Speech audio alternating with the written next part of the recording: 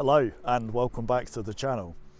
So you joined me from sunny, but not that sunny, Hunstanton, and I am absolutely freezing.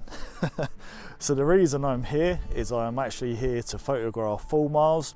Now we were here just a couple of days ago when the weather was a hell of a lot warmer, but unfortunately today it's been one of those days where things haven't quite gone as planned.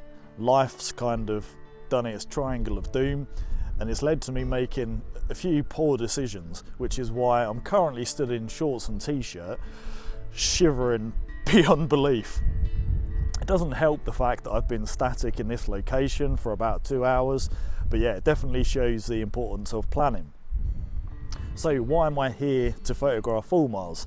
Well, like I said, I was here just a couple of days ago with the family, and I got some sort of nice shots of the Fulmars. I got a Fulmar in flight with the beautiful cliffs of Hunstanton in the background, which was really nice. But I wanted to come down today and get some more deliberate shots. So what I've done, the setup at the moment is trained on an area where there were actually 2 Fulmars. Now what I've done is kind of used, you know, the micro 4/3 advantage. I'm currently f8 1/1600th of a second at ISO 800. And basically the ledge where the Fulmars were, from the front to the back at f8, I've got a good focal plane basically, so I should be able to capture the Fulmars as they come in to land or take off. Now I'm using the Sh2 Pre-Burst. Basically what that means is that I can hold down the shutter button, and then when I want the action to begin, I just press the shutter, and basically I should get 50 frames, which is a nice amount of frames and captures a good amount of action. I'll have to apologise because the wind is really bad and I'm really freezing. But yeah, some fun facts about Fulmars. Most people kind of just think they're a gull, but they're actually more closely related to albatrosses. And about this time of year, they're nesting on the cliffs. So 97% of Fulmars are in Scotland.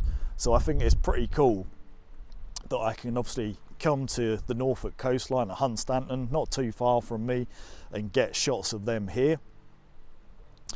Another interesting fact about Fulmars is they live to about 40 years of age, so the same age as what I am now. And they've actually got a defense mechanism, which is to spit out this sort of horrible oily substance, and if you get that on you, your clothes are going to stink for months, potentially even years. And they can actually use that oily substance to feed their young as well. And they've got a really distinctive shaped beak, and a fun fact about that is they can actually expel like a saline solution from it, basically getting rid of the salt that's in the food that they eat. So yeah, like I said, this is the setup at the minute, and sure, I could probably go out along the coastline and get some more interesting shots, but I'm being really stubborn, and I kind of want to make this shot work. So depending on how much of this cold I can take, depends on how long I can actually be here for. So yeah, let's see what we get. So the Fulmars appear to have gone, and the tide is coming in quite rapidly. I knew it would be high tide at about 6 o'clock, but it's now 4, and although I can still stay at this location, it's going to make it a lot more difficult carrying all my gear, clambering over the rocks to get back. I'd say in a way it's been a success in that I did get some images and, you know, potentially hopefully get some keepers. But yeah, as for preparing for the day, it's a massive fail on my part. I really overestimated the weather forecast. I really should have sort of prepared a lot better. But this is the problem I kind of have in life. You know, life kind of clouds my brain. It just restricts my thinking sometimes. And yeah, it's just a series of unfortunate events, such as basically finding out the solar panel on my van has delaminated, which I had to sort out this morning. And yeah, a few other little things just slowed me down, and it meant that I sort of made a few stupid decisions, and you know, I've kind of paid the price of that. I don't think I've been this cold even in winter.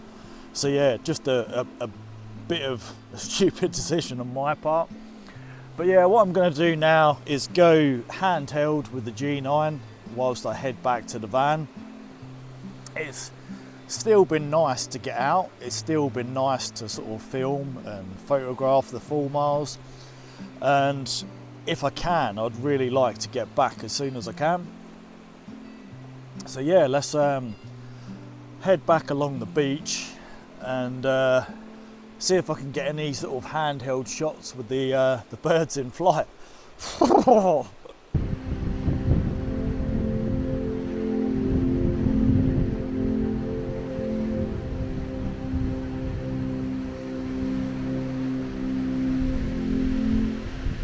Quite strangely, as I've made the decision to go back to the van, all the activity seems to have stopped. So there would be gulls constantly flying along the cliff top and along the cliff edge, as well as the Fulmars, but that's all kind of come to a stop. I don't know whether that's because the tide's coming in, whether it's something to do with the behaviour at this time of the day, but it's quite fortunate, and it means that I can't really beat myself up about it too much. Yes, I wasn't in the right gear, but I persevered. I shivered my way through it. There was not really anything I could do to, you know, make the photography today any better. I gave everything I had, and yeah, I don't think I could have really done too much more. So yeah, what I need to do now is work my way back along the beach, get myself back to the van where I can stay warm. To be fair, even just walking now, I've warmed up quite a lot. I think sort of being in a static location for such a long time definitely didn't help. And yeah, we'll get back to the van and hopefully I can review some of the images and see if we got anything good. So one last thing, where I'm at the moment is Old Hunstanton, and it's an SSSI, which is a special site of scientific interest. And the reason for that is because of these cliffs.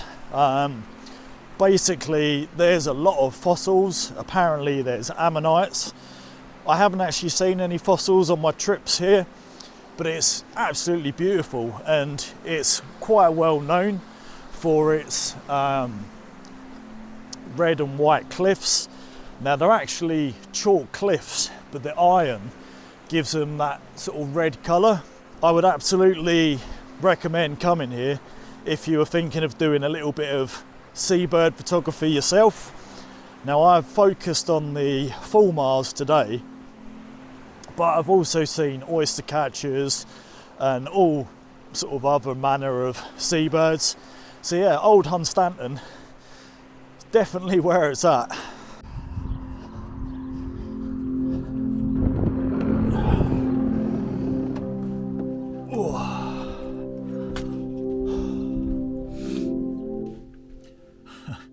It is so nice to be out of that wind. So yeah, that is a lot better in fact.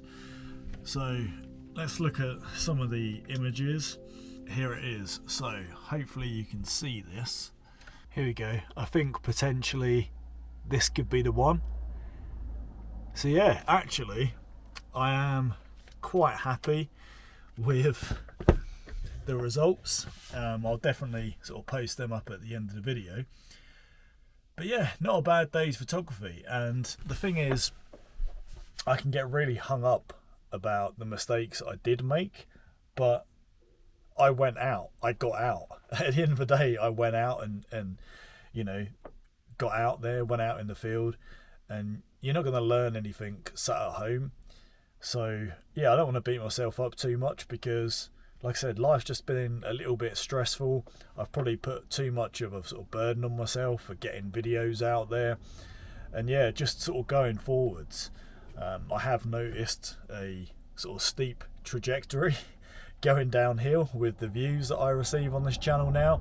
Now I know taking like a 2-year break was never going to help that.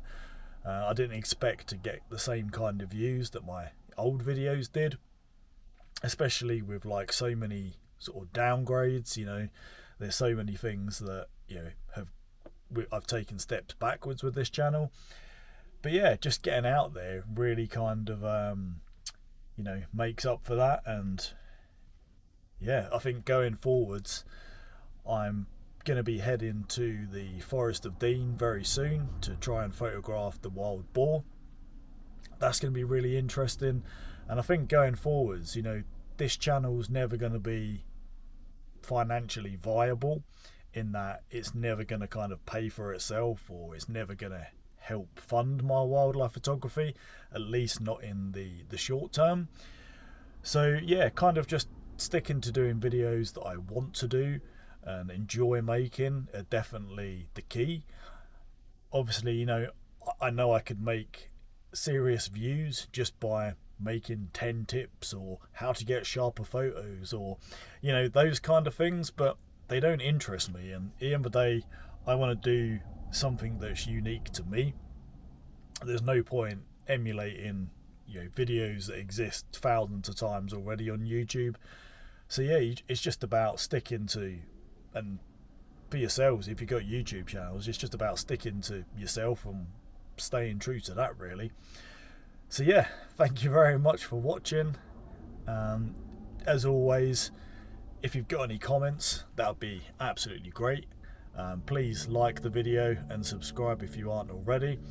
I hate YouTube channels when they say that, but it's for a good reason, because I've noticed I hardly get any comments on my videos, not as many likes as I used to, and then the views go. So yeah, that's why these annoying people say this stuff. So yes, thank you very much for watching. Until next time.